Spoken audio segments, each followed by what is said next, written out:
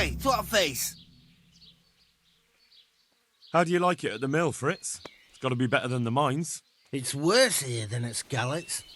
There you could disappear without anyone noticing. But here... But why would you want to disappear? Nimoy isn't here. No, he's not.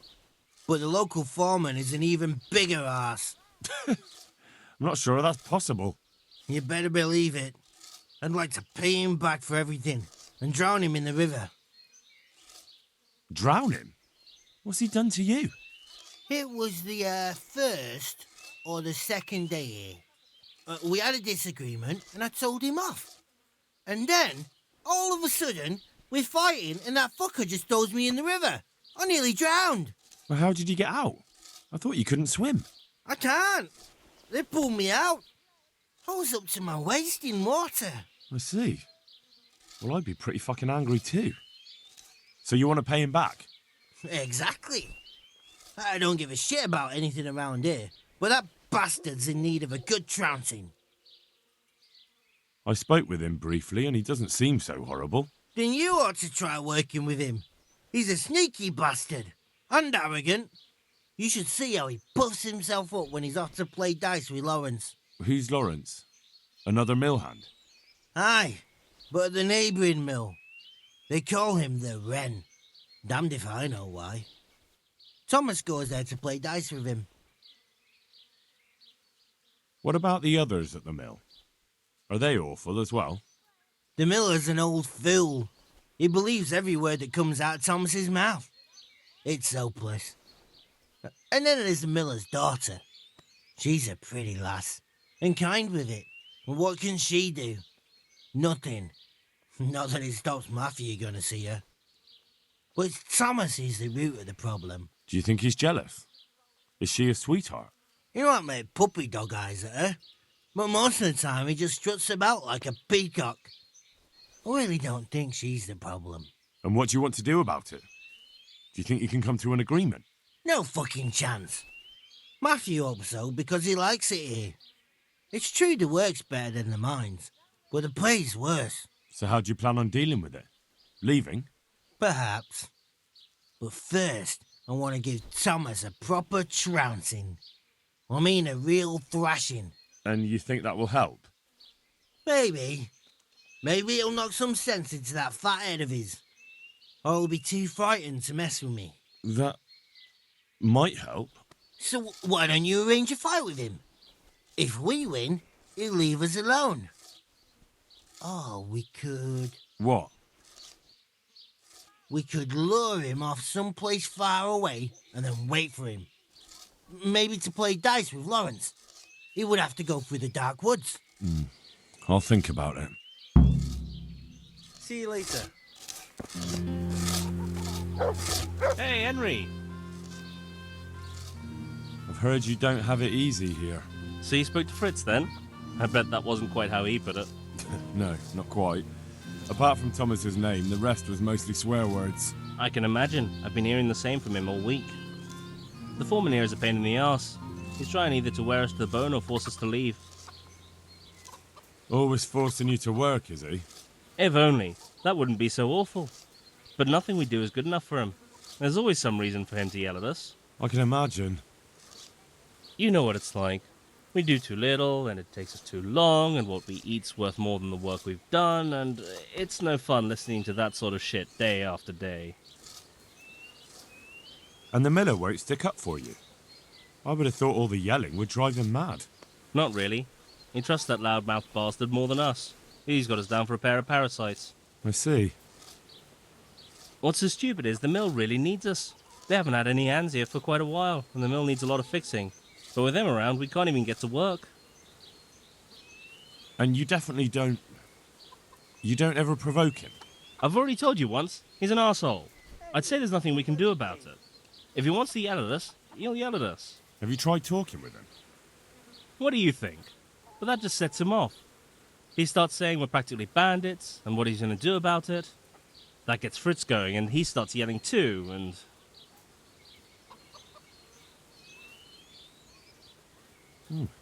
I'd never have guessed he's like that.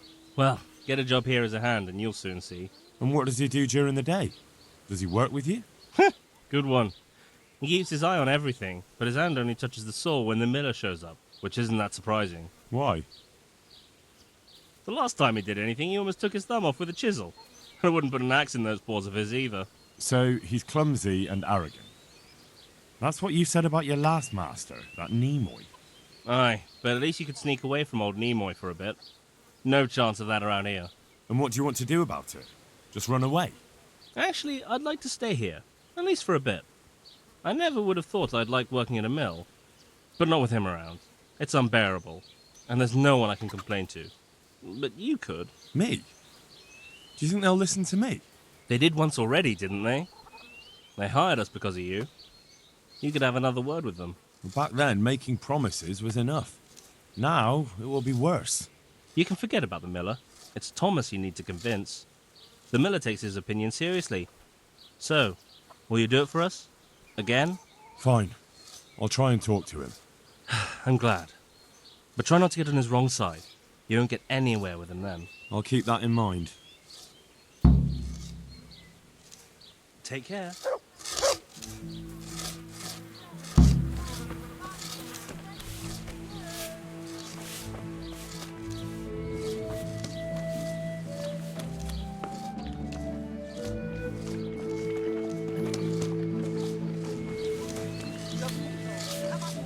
My respects to you. So what do you think about the workers I brought you? If I hadn't put in a good word for them, the miller would have thrown them out by now. I heard them say something else. So they're complaining, are they? I provide for them, and all they do is slack off. Isn't it the miller who provides for them? He can't manage the work anymore. If it weren't for me, there'd be nothing left standing around here. But you need the help anyway. And they're pretty handy. Maybe, but they're in no danger of overworking themselves. They act like they're too good for the mill, and I saw them eyeing up Jane. There's nothing strange about that. She's a pretty girl, and she's of an age to marry. It's not marriage they've got on their minds. They'd have their way with her, then before her belly started to grow, they'd have run for the hills. Look, we can reach an agreement. You need the mill fixed, they need the money. If they have peace to do their work, they'll be able to finish it faster. But And then they'll take their groschen and leave. The mines will open again, and the faster they get their money, the quicker they'll be gone. do you really think I can trust them to do it? Will they do their work and leave? And leave Jane alone in the meantime? Of course. They're not interested in the mill. They just need the coin to pay their debts. Once they've got enough, they'll have no reason to stay here. I've never thought we could sort it out this way. I've known them for a long time, and you can rely on them when it comes to this. Everybody will be better off. All right. If they keep their part of the bargain, I'll even give them a few extra groschen. But woe betide them if they don't. You can tell them that. Take care now.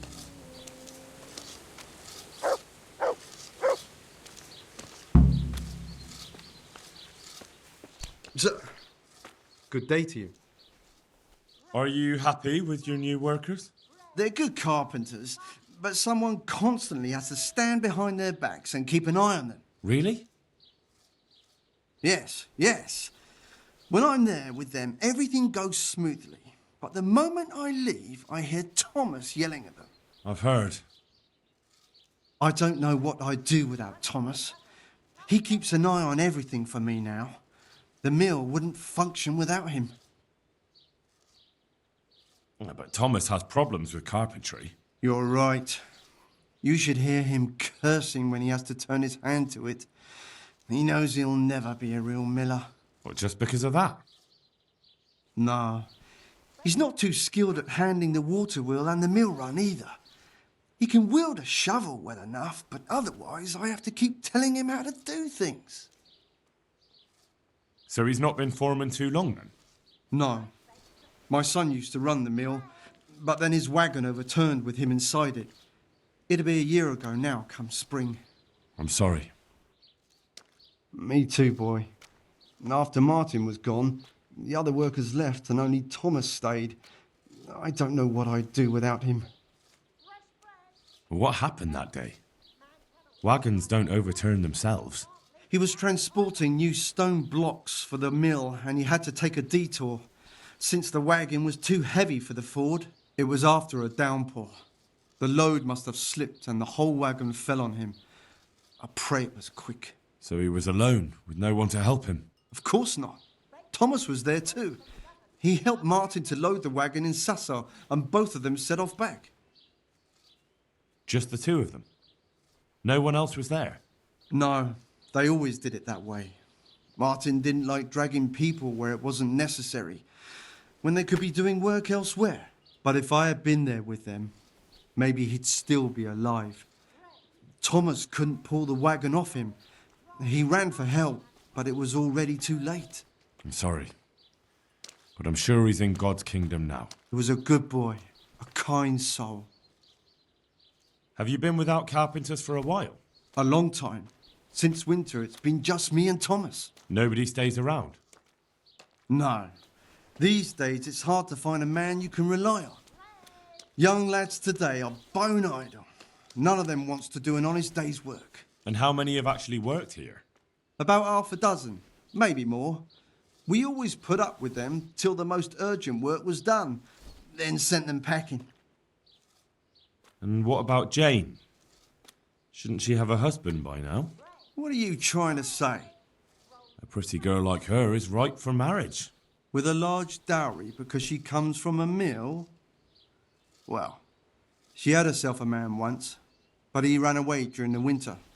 He wasn't up to the work either. And how long did he last? You know, he was here for a while. But back then my son was a foreman and he was a kindly soul. Too kind. He never threw anyone out. So everyone started leaving when Thomas took over? Well, Thomas is a dog on slackers. And just as well. Maybe it's harsh, but that's what you need nowadays. If we don't mill, folk don't eat. So the moment Thomas became mill foreman, everyone started running off? Not one man could stand it here, even if they had a chance to marry Jane. Don't you think Thomas might be doing it on purpose? Sounds to me like he's after the mill, or your daughter, or both. That's not like him. He's a good man and straightforward. He knows I can always send for a new mill foreman. And Jane? Don't worry about her. She'll wed whoever I approve of, even Thomas if he asks for her hand. At least with him, I know he won't leave the mill. Indeed, why would he, once he's got rid of everyone else? That's enough. I don't know why you're trying to slander Thomas, but I don't mean to listen to it any longer. Good luck to you. I heard what you asked my father. You can't expect help from him. He's none too sharp these days. And can you help me? No. Nobody listens to me. But I wanted to say that Thomas does do it on purpose. He did it the same way before. Why? Because he's afraid if someone comes who's more skilled, Father will notice and give his job to the newcomer. And your father lets him? Can't he second this? He probably could, but he doesn't want to. My brother was the mill foreman before him, but last year a wagon overturned on him, broke his back. It broke my father too. And Thomas was here the longest. He was always close to my brother, so Father chose him as the mill foreman. And what happened to your brother? And what does that have to do with this? I don't know. You mentioned it, so I was just wondering. There's not much to tell. A stone block that was loaded wrong, slippery ground after rain, and when the wagon overturned on him, there was no one around to help. What do you mean, no one? Surely he wasn't alone. No, he had Thomas with him. But Thomas couldn't lift the wagon off him, and by the time he found help it was too late. And as if that wasn't bad enough, someone robbed my brother while Thomas was looking for help. Someone robbed him after he was dead? I don't know. But they took a mottled scarf which I gave him as a keepsake. He laughed when I gave it to him. He said it would make him look like a fop, but he still wore it all the time. And someone must have thought it was worth stealing. But who'd steal a scarf? Why are you asking me? When they brought him back here, he didn't have it. That's all I know. I'm sorry about what happened to him. Me too. But it was his own fault. If he'd brought more people with him, might still be alive. He was too kind for his own good. And Thomas doesn't listen to anyone. Can't you persuade him? No. He keeps looking my way and tries to be nice, but he doesn't care what I've got to say. When I tell him something, it goes in one ear and out the other. And this probably won't end well. I understand.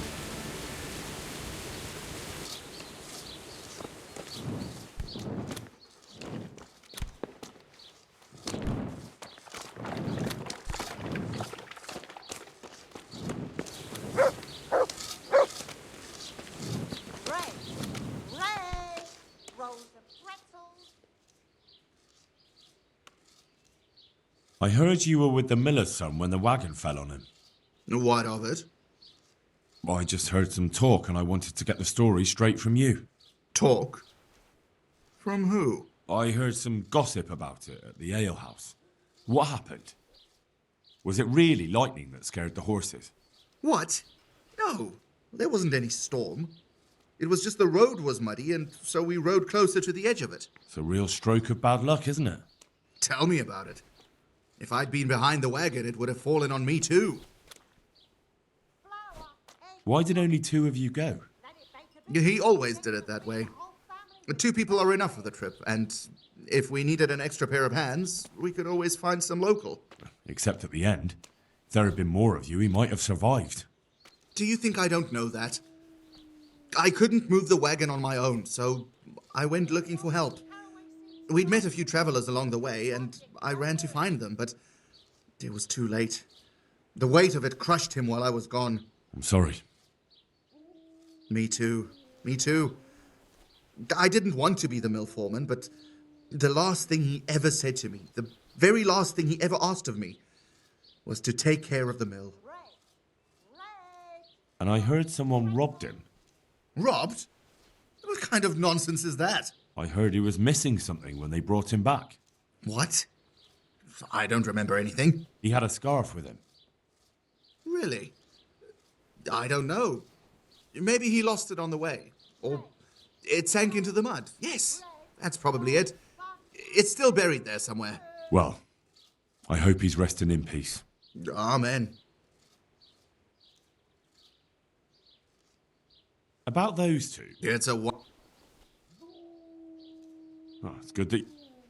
May the Lord watch over you.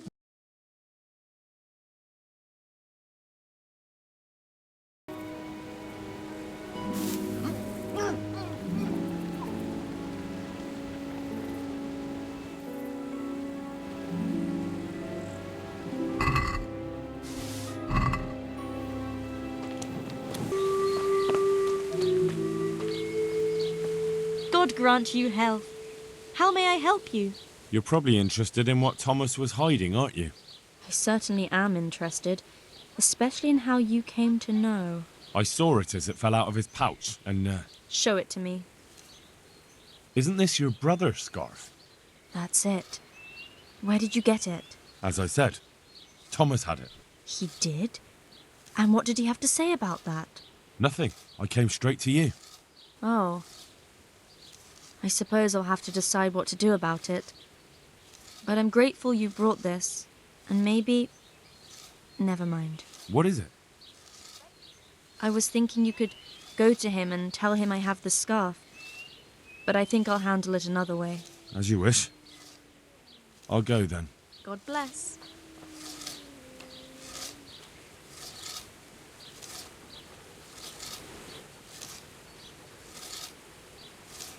Fresh bread, come and get it.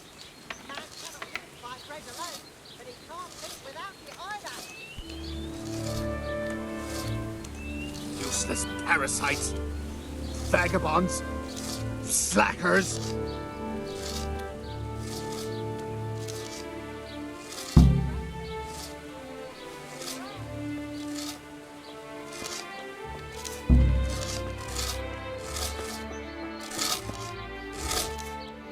Hey, Henry. Problem solved. We won't bother you again. Really? How'd you pull it off? I found out he has a soft spot, and I gave it a good poke. I'd love to know what you found out about him. It doesn't matter. but it was enough for him to pack his things and disappear. Jesus, must have been something terrible. So he's really gone? Yes. Now it's just you, so try not to misbehave. You know us, we'd never do that. Thank you kindly, Henry. We owe you again. Here, it's not much, but it's all we have.